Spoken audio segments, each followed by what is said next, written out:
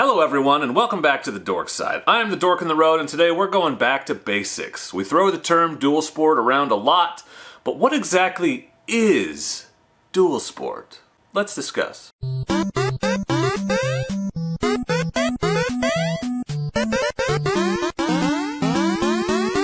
That's right everyone, I'm the Dork in the Road and I want to be your internet writing buddy, so please consider subscribing and don't forget to turn on those notifications so that you don't miss out on future content just like this. So the technical definition of dual sport is a simple one. A dual sport motorcycle is a motorcycle that is capable both on and off the road. Street legal, but capable of tackling roads, trails, and taking you off the beaten path. It can handle off-pavement riding, but also get you there from point A to point B legally on the street.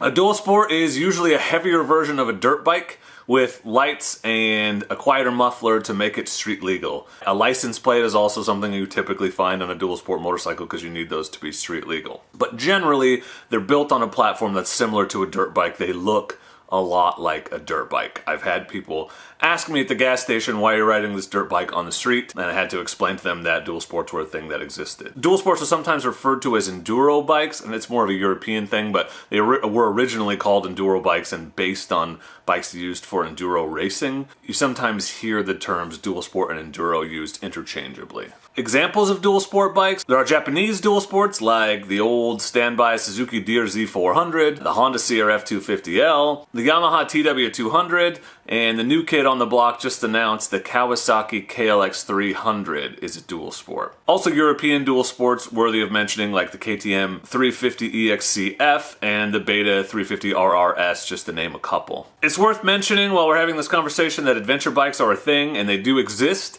Adventure bikes technically fall within the dual sport category because they are street legal motorcycles that are capable off-road, but I think we're going to confine our discussion today to just the dual sport segment. If you want more information on dual sports versus adventure bikes, check out my dual sport versus ADV video. I'll put a link to that up here for you. Dual sports are typically, often, and there's a lot of typically often because dual sports have a lot of variability. It's a sliding scale and they're so versatile, there are a lot of different things about them. So I'm going to talk in general, but just know there are exceptions to basically everything I'm going to say. I'm sure you'll find people helpfully pointing those out in the comments. In general, dual sports are more reliable and require less maintenance than a dedicated dirt bike. The Japanese bikes more so than the European bikes, and usually the more performance you get, the more engine maintenance you end up having to do. So many dual sports, particularly the Japanese ones, are low maintenance, high reliability, low compression, a little bit heavier motorcycles that will last a really long time. Price-wise, dual sports range from inexpensive to kinda expensive. You can get yourself a good used dual sport like a DRZ 400 or something for somewhere in the $3 to $5 grand range. You can get a new Japanese one around the $5 to $7 grand range, and the higher performance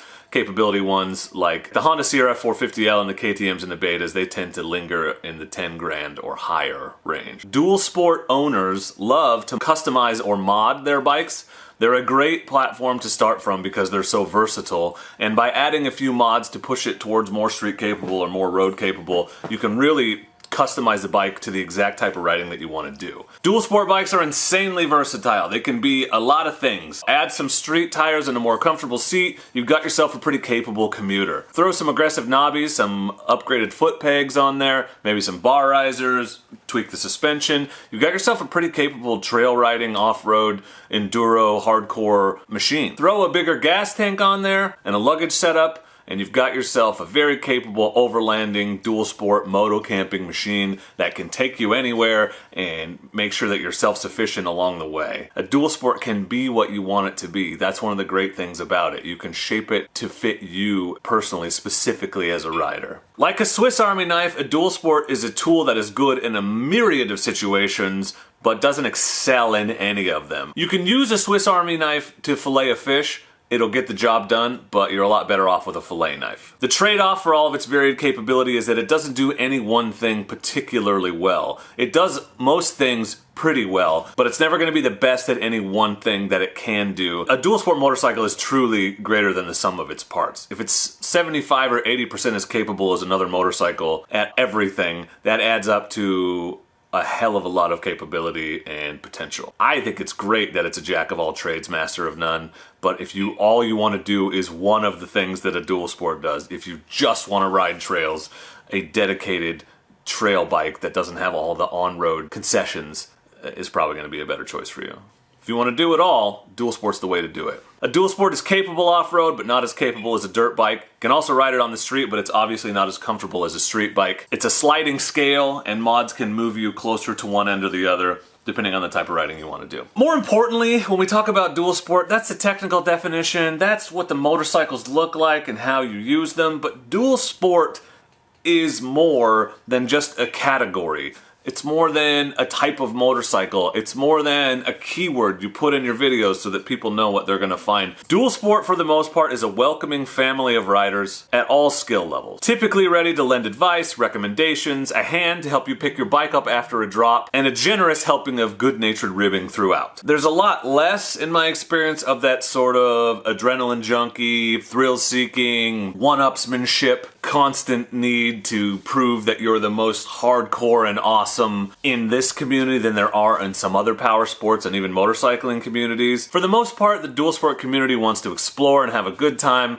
and maybe get an adrenaline spike or two along the way. For the most part, supportive, helpful. We want everyone to come along and have the same adventures that we are having, and we want to meet people where they are and provide support. And I think that's one of the best things about this community. It's one of the best power sports communities out there because it's welcoming, inviting, and helpful in general, in my experience. But more than that, dual sport is, and this sounds cheesy, but it's a calling. It's a fire that burns in your soul that demands that you find out what lies at the end of that abandoned logging road. It's a siren call leading you ever onward, leaving you no choice but to explore, to find out. It's an itch you just have to scratch by exploring and seeing what's over the next hill or around the next bend, or if you can get from point A to point B through the backcountry and have a great time doing it. If you have a desire to get out there and explore, you're interested in a community of like-minded and helpful people, and the idea of a motorcycle that can literally take you anywhere legally and capably appeals to you, then I would encourage you to think about getting yourself a dual sport motorcycle and joining the community, become one of us. We'd be glad to have you, and there's lots of us out there who want to help you along the way because we want to share the joy and excitement and awesomeness that is dual sport riding with as many people as possible. I want to take a moment to say thank you to my channel members and patrons who make videos like this possible. Channel members get early access to videos, merchandise discounts, and other perks, so please consider becoming one. You can just hit that join button right below this video. Check it out. Also, if you are looking for a gift for the dual sport rider on your list, or hoping that someone who might buy for you gets you a good dual sport gift, check out my holiday dual sport gift guide video. I'll link that in the description and above here. But for now, and as always, I just want to say thank you very much for watching. I appreciate you, and please do not forget to be excellent to each other. Thank you. Excellent.